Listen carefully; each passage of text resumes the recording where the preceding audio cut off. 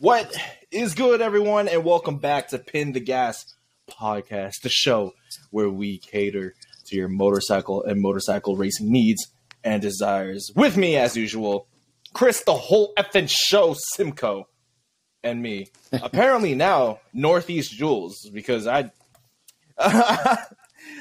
nobody really knows my real name. Eric Schwann, shout out to him. We were on his show recently, and Eric Schwann was the only one to actually use my real name.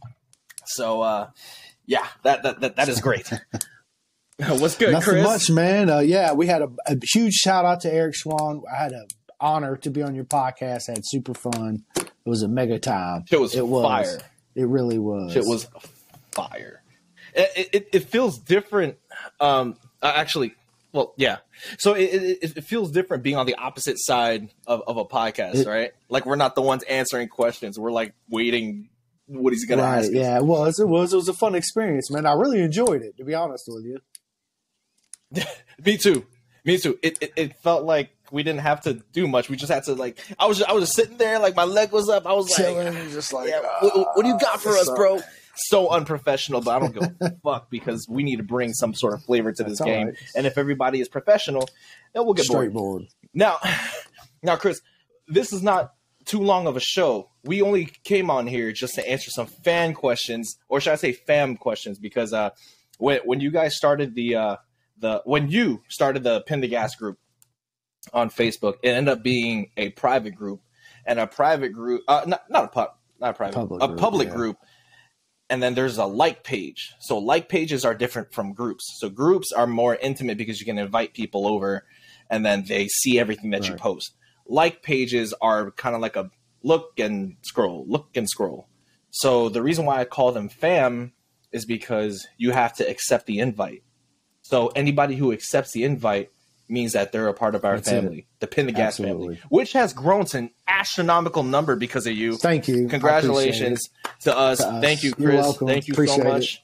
Give it up for Chris. It's been an honor. No, go ahead. It's been an honor. Go ahead. I'm gonna hear you guys. I'm gonna hear you guys clap. Let me see. Yep. Are you guys clapping? Good. Okay, good. Right. It's like Blue's Clues. Let me hear it. But Chris, honestly, I want to take this time on a very public platform to say thank you so much for your contribution. It has been an amazing run so far. And with that being said, I want to recap season 1 real quick. What are like 3 things that you thought were just amazing for season 1? Oh man, I don't even know where to begin with that question. To be honest with you, the first thing is actually being on a podcast. To be honest with you, right? Episode 3. Right? After that, just going from that to episode 12, just seeing our growth, and what we turned into, has been amazing. And then the guests we've had on, and the people we've met along the way. I mean, there's many. So you don't have like 3 specific moments that you're like, damn. Yes. All right. 1, Dave Neal. When we had a pod with Dave Neal, yes, I don't know how the fuck you pulled that off. I've been watching his podcast for a long time, even Moto Pod when it used to be on the radio. Shout out Off Track. And it just, yes. Him, of course, Boris Mihalovic, big shout out. What the to Moto PG. How? The man god, bro. Shout out to the man god. Absolutely. After that would be Forrest Dunn. Forrest is a fucking he's hilarious. You know what still blows my mind till this day is that I'm not saying that these people are larger than life, but these are people that we never thought we talked to.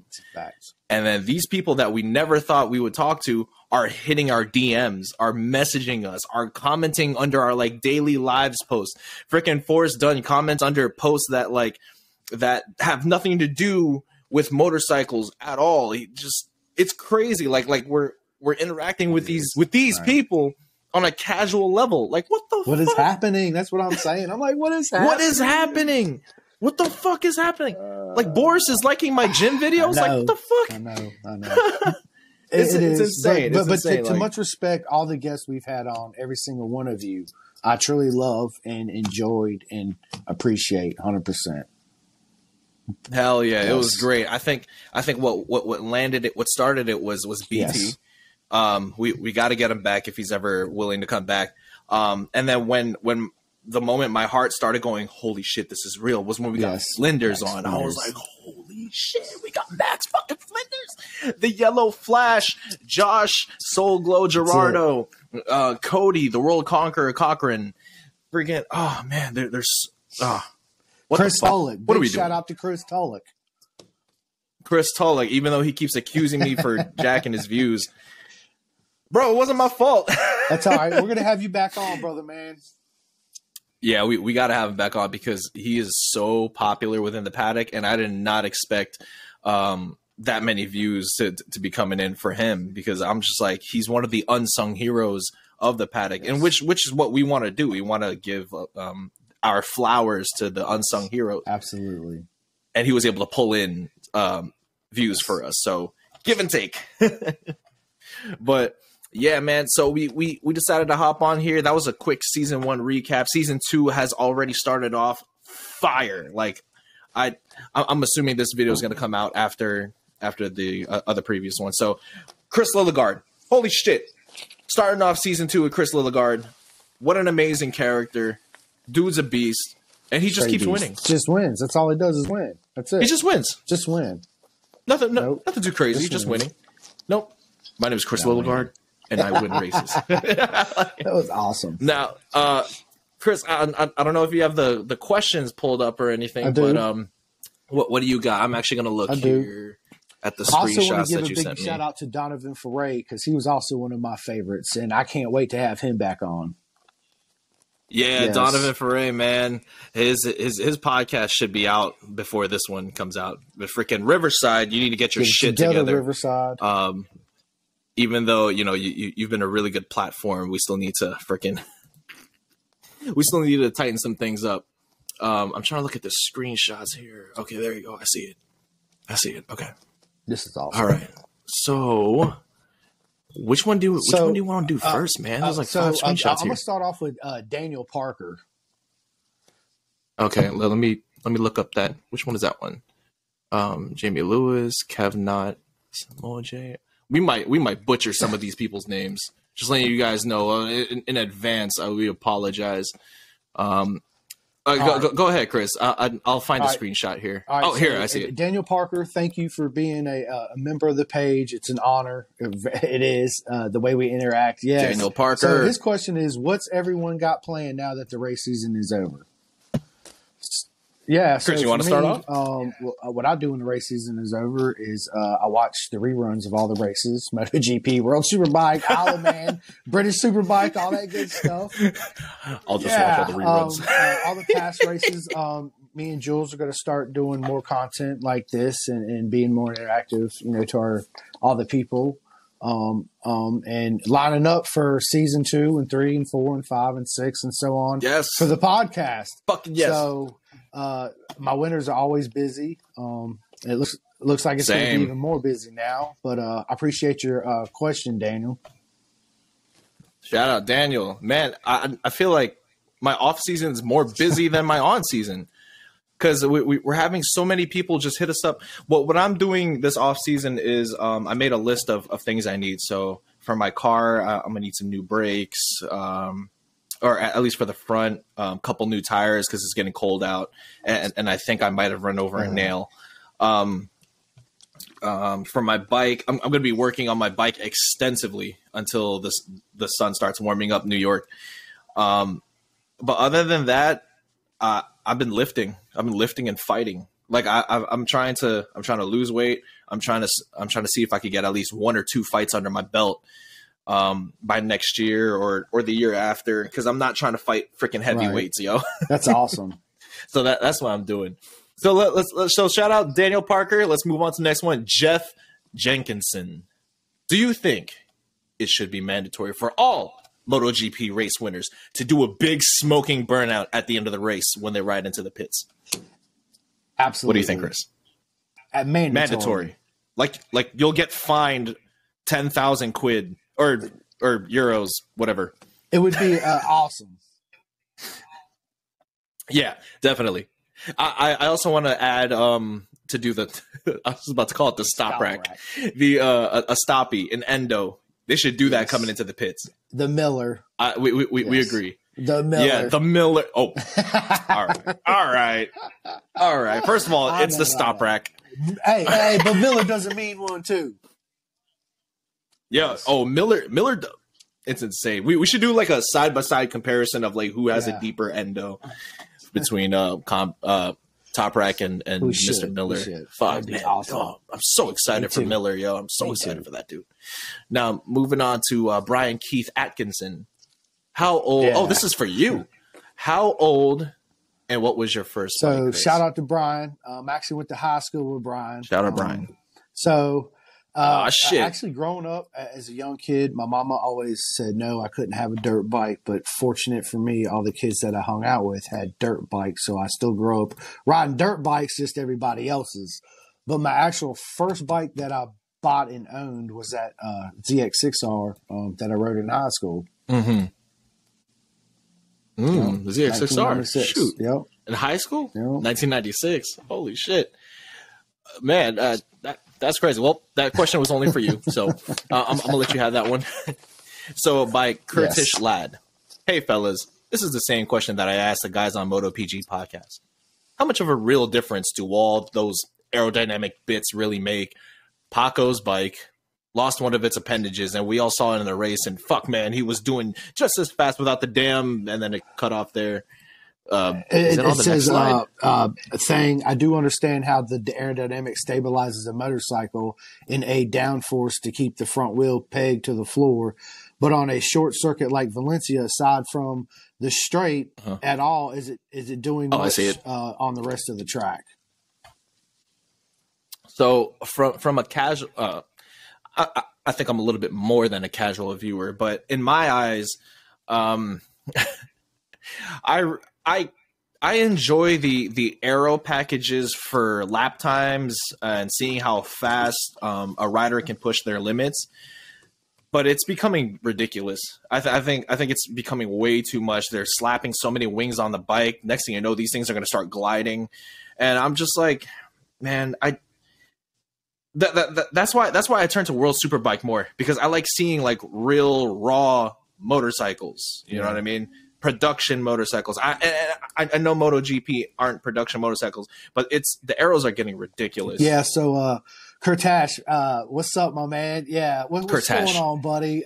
Me and him talk quite often on Facebook. So he comments on my shit too. As far as me, man, I fucking hate them. I've been saying this from day one. God damn it, get rid of all of them. Absolutely. Get rid of them. They do help on certain tracks, of course. The main benefit, I mean, if you're out alone and got clean air, they're wonderful, right? But as soon as you Qatar, decide, behind people and it's dirty air and heats up the front tire, man, get rid of all that bullshit. Get rid of the ride height device, the fucking launch, get rid of all that shit.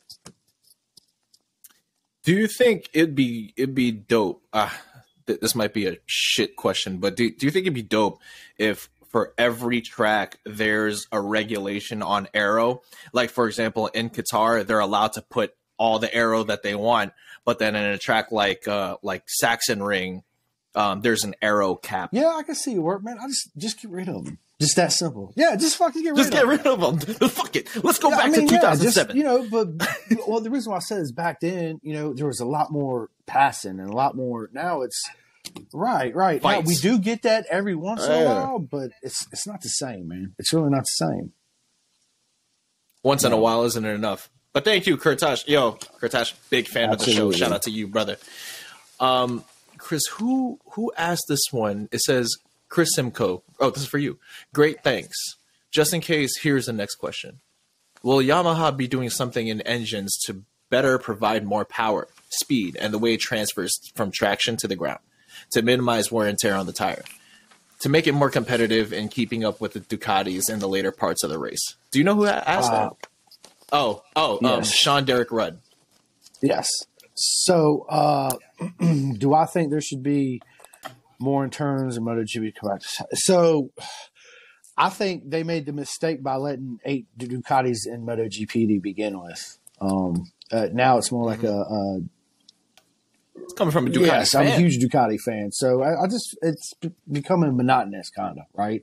But as far as Yamaha, man, Yamaha, they need to make a stronger engine in order for them to be more competitive. Yamaha's in a situation like Honda where they got all their eggs in one basket with Fabio Quartararo, right?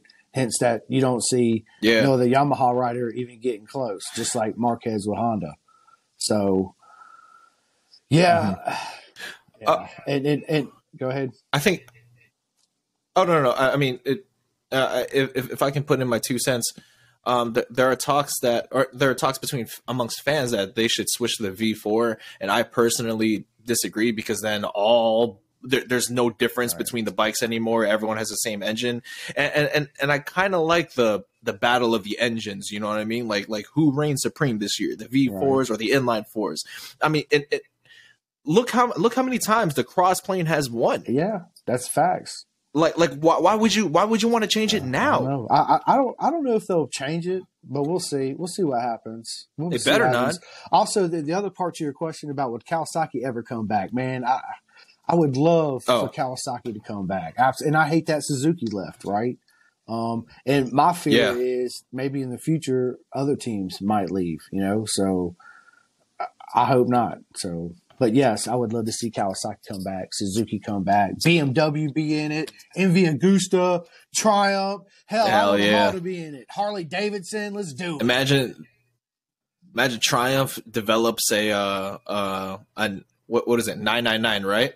Is their cap a 999cc inline 3? That'd be nuts. Yeah, that would be nuts. Could you imagine how that bike would sound on a MotoGP level? It would be sick. Do you think it's possible? Not with the inline 3, no. I don't. Okay. Yeah. All right. I just like the sound of the inline 3s, but thank you. I do too. Yeah. Thank you, Sean Derek Rudd. I appreciate that. Shout out to you, Sean. Let me see the next one. Yes. Okay. Why are motorcycles so much fun? Here, let me chime into this because, Chris, you are a veteran. I'm a newbie. Motorcycles are fun because you can feel everything. When you're in a car, the suspension is soft, the tires are nice and thick, you have air conditioning, you have a heater, you have a heated steering wheel if you're privileged enough, you got your music playing. You don't feel the road. You don't feel how fast you're going. But when you're on that bike, everything freaking changes. You feel the rumble underneath you. You can actually touch the ground of the freeway that you're in. You feel trucks, cars, the wind. You hear kids shouting. It becomes a more intimate experience with traveling. That ride to the grocery store is a lot more fun than the drive to the grocery store. It's just adrenaline pumping, and the power is literally in your hands. That's my answer. So what's up, Joe? Why motorcycles to me make me feel like nothing's ever made me feel before in my entire life. Amen. Every time I throw my leg around it, I really get nervous and anxious, just like right before I do a podcast. It's the same exact feeling. It's just a passion, right? Motorcycles, just to me, it's the most freedom you can ever have in your whole life. Absolutely. Is what it is. It is. It's life-changing. It is very life-changing. Like if it wasn't for motorcycles, I probably wouldn't be here right now speaking with you, speaking to these guys, speaking to the people that I've been speaking to, going to the places that I've never. Because Chris, I never traveled as much as I wanted to. I never traveled, but now I'm traveling so much because motorcycling has opened so many doors for us. Right. That's right. So shout out to Joe Walsh, man. We appreciate that, man. And we would also want to know why you got into riding, why you think riding is fun, Joe. So we got Jamie Lewis here. So Philip Byland, will Toprak take all three or Johnny Ray? So this is a little dated. Yeah. All right. So how about we, Jamie, if you don't mind us, shout out Jamie Lewis. Why don't we just do like a quick 2-minute recap of World Superbike? Go ahead. So World Superbike, obviously Alvaro won the title. The last race, oh man, I just watched it the other day too. Alvaro Bautista won the last race of the season. Mm-hmm. Toprak was in it. He did really good this year. My man Johnny Ray did really good this year. As they always do. It was a wild season. Yes. I was hoping my man Scott Redding was actually going to do better than he did, but being the first year on the BMW, that was to be expected. He's starting to figure it out. He is. He really is. Which is kind of scary because I'm a big Vandermark fan, and I was gonna say Vandermark's coming. He come back. He's looking good. Gerloff is getting on the BMWs. Gerloff's going to be on the BMWs next year. He's going to be a threat. I hope that Johnny Ray and Kawasaki's going to bring a little something more. But as far as your question is, Toprak getting a wild card on his bike next year, I think that he might. Yamaha should have went after Toprak and put him on it from the get-go. Right. I think that, yes, it's a very good possibility for him to get a wild ride, but we will see. We'll see what happens. That'd be nasty if he pulls out like a top 5. Yes. Shit, dude. I don't think it would happen, but yeah. I think it'd happen. No, I know you do. Thank you, Jamie Lewis. I appreciate it. Thanks, James. No, because you see the thing is that Chris is a big Ducati fan, and he doesn't want Yamaha be good at anything. So he's doing his best to manifest Toprak not coming in and doing well. So I understand, Chris. I understand. It's okay. It's okay. You don't want to see God. I understand. No. Hold up. No, Toprak's good. I just don't know if he'll be, MotoGP level. Maybe he might. I understand. We'll see. I understand. But yes. I understand. We'll see. Because we'll see what he does next year, Jules. Yeah, for real. Because there are people that thrive being thrown in the deep end. Yes, it's a crazy psychological thing. Like I'll take me for example, right? When I started learning Muay Thai and Dutch kickboxing, they paired me up with people who actually fight, and I did pretty well considering the circumstances. So there are people that can thrive in pressure situations like that, and then there are people who fold. One guy who I thought thrived in that situation was Garrett Gerloff, but we're not going to talk about that because that annoyed me so much. Yeah, all of a sudden, Gerloff was doing well, and Valet was like, "Oh, I recovered from COVID." Bro, you had COVID for 2.5 days. And then nothing. Then nothing, yeah. And Gerloff was like, "You sure? Okay, all right. I'll go. I'm shocked. All right. Kevnat Smoje. Sorry if I butchered your name. Do you have any info on Laguna? Will it ever be used for MotoGP ever again? I fucking wish they would. I just don't think it's a big enough track for those bikes anymore. Yeah, I would love to see them come back, but it would have some major construction to do. It's totally unsafe. They need a lot more run out. Yeah, and the fact of the matter is, honestly, Laguna Seca, they're not willing to make the change. No. So from what I understand, they're not willing to go in there and do it. So no, which sucks because it's such a great layout. But I think I think they wouldn't even give out a 4th gear on that shit. No, I don't think they did. Maybe 5th, maybe. Probably. Yeah, but they wouldn't be able to push the bike to its absolute limits over there. Facts. That and it's super sandy, bro. like shit. I've always wanted to go because man, lucky you. I went in 05. First year MotoGP came back. Oh shit! The racing must have been ridiculous, especially on the corkscrew. Oh my god! Which I still have a bone to pick with that Rossi pass on the corkscrew. Why? Because he went straight down the dirt. Don't hate. Appreciate. I'm not hating. Everybody took the wait. Who did he make that move on Stoner? Yes, he made the move. Yeah, Stoner should have won that race. Yeah, Stoner should have been like, "What the? How? Did he get penalized for that?" No. What the fuck? No. Rossi's the GOAT, the greatest of all time. Man, I agree with that, but god damn it, that was fucked up. Because I saw it, I was like, "There's no way he didn't get penalized for that." No. Oh, this is great. Oh shit, this is wonderful. I like this. This is the last screenshot that you sent me. Does Megan Fox sheets match the curtains? Chris Tulloch, my guy, my man. Guy. Do I think her sheets match the curtains?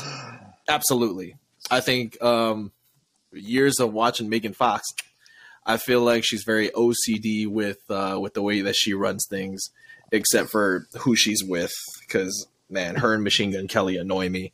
But I think she got dirty draws. That's what I think. You think she got dirty? Do you think she is attractive, Mr. Simko? Absolutely. Why'd you say it so quiet? You're at work. Your wife ain't here. No. Because I was just trying to get like, yeah, for sure. Yeah, absolutely. She is absolutely sexy. I remember seeing her for the first time on Transformers, and I was like, oh shit, who is this? Ooh, and then straight on Pornhub. Straight on. Is her name on here? Nah, I think if she was, it'd be huge news. Yeah. But then as time went on and my taste in women has sort of changed, I still think she's attractive. It's just she wasn't. I was like a teenager at the time, so boy was bricked up. No, shout out Chris Tillich, man. Ryan Snyder, where do babies come from? Out of the back pipe of my exhaust. That's where they come from. Oh my goodness! We're actually aliens, Ron.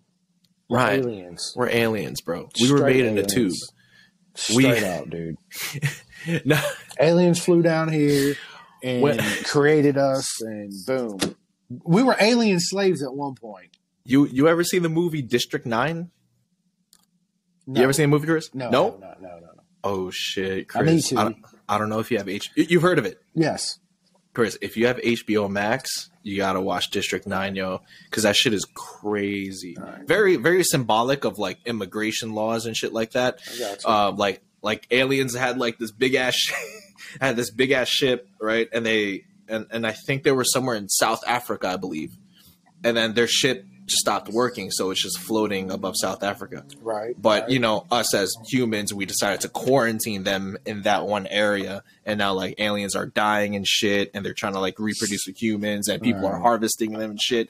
And I'm guessing that's where we come from. Nice, but it's sad. It's a tearjerker for sure. It is. Okay, but one thing I do believe in, Ron, is in Baby Jeebus, which is Pedro Acosta. Yes, I believe in him. Go Baby Jeebus! Go Baby Jeebus! I can't wait, can't wait to see that motherfucker race next season, bro. Right. He's about to cook everyone. Ryan Snooks, Ryan Snooks. What's the best privateer class for 2023? I like the Twins Cup. Ooh, I like the Twins Cup. Shout out Kayla Yakov. Yep. I like the Twins Cup because that's where the kids really thrive. Right. That's where they really come into their own. Yes, I like the Twins Cup. To me, that's one of the most exciting classes. Suhaib Salem, shout out to you, brother. Yep. Hope you're recovering well. Sushi. Absolutely. Yeah, man. Yandel Mendia. Yandel. Shout out to Yandel. Dude, I've never been more invested in the Twins Cup till this year. Nice. Like back when, shout out Rocco Landers, but back when Rocco Landers was on there, I was like, because Rocco was just smoking everyone every race. He was. And then now it's like, you got Yakov, you got Gus Rodeo. Wyman. And Wyman. I'm just like, dude, this shit is fucking fire. Moto America. Well, they were Junior Cup. That was Junior Cup. That was Gus Rodeo. My bad. And that, yeah. But the Twins was Wyman, yes. Yes, okay. Yeah. And, man, I feel like Moto America is slowly but surely, I'm going to give them 3 years. Slowly but surely are becoming super, super entertaining and competitive. Like, it's getting insane. And for those of you who are not from America, who don't watch Moto America, I feel like you should, because it's crazy. And we need people to cheer for us. We need Americans. Moto America is epic. Moto America is freaking epic. Damn right. It's so good. It's so good. Damn right. Brian Sherwood. Pretty sure babies come from Amazon, but following the curtains. Yo, could you imagine you purchase babies through Amazon and they're all like spawns of Jeff Bezos? That's awesome. You got to wet them after midnight, just like watch them grow. Yeah, Gizmo. That's fucking awesome. Dude, was that all the questions? No, we have one from Tyler Hicks. Tyler Hicks says, is Warhorse going to pick up another former MotoGP rider after losing Danilo to World Superbike? No. I don't think Danilo is going to World Superbike, and I'm almost positive he might be back in Moto America with Warhorse, to be honest with you. The rumor was going around that Tom Sykes was going to take the ride, but he ended up back in Petrucci Kawasaki in World Superbike. So I wanted Tom Sykes. Yeah. I wanted Tom Sykes, bro. So yes, it's a very good possibility for him to come back. Yeah. Can I interject here? Absolutely. Danilo is not better than Rinaldi. I think that would have been a mistake if they subbed out Rinaldi for Danilo. Yeah. That's just my personal opinion. No, I like Rinaldi. I think he's a great rider. Rinaldi's he's a beast. Animal. He is. He's an animal. I want him on the podcast. We'll get him on the podcast. I want Rinaldi on the podcast because I'm like, because the first thing I'd say was like, you fucking animal. Beast. But I like Axel Bassani too. Yeah, Bassani too, man. I would say Danilo is, but kind of unfair. But I think Danilo is better than Bassani. So I don't know. If Danilo was put on Bassani's bike, I don't know. We'll see. What do you think? I think that hypothetically, I think Danilo would do really good in World Superbike. No bullshit. He's a beast, dude. He can ride. Yeah, I mean, look at him in Moto America. Never seen these tracks. He's used to European racetracks. He comes here, and it's like, holy shit! You know, there's hardly any runoff here. The tracks are different. Yeah, but I'm going to a die. Right, but he still ended up second in the championship. So that's a good point. I mean, yeah, I think he would go there and absolutely do well. Fucking right. That's a very good point. Yeah. What do you think the Superbike class in Moto America could do to be more competitive? Man, we need more teams and more sponsorships. And sponsorships come from viewers. Correct. And getting people out there and to come out to the races and people to invest money in tickets to watch. More revenue equals more entertainment. Mm-hmm. So that's why we're here. That's it. Primarily to promote Moto America, because we want Moto America to be successful. We want Moto America to be accessible to all. And I think they're doing all the right things. They are. Like they got that deal with Fox. Yes. Yeah. So that's good. That's really awesome. Good. That you can watch them on TV. And you can watch Pressure to Rise on TV. Yeah, and you can download their app and pay for it and watch all the races live. Yeah, and this shit is cheap. Yeah.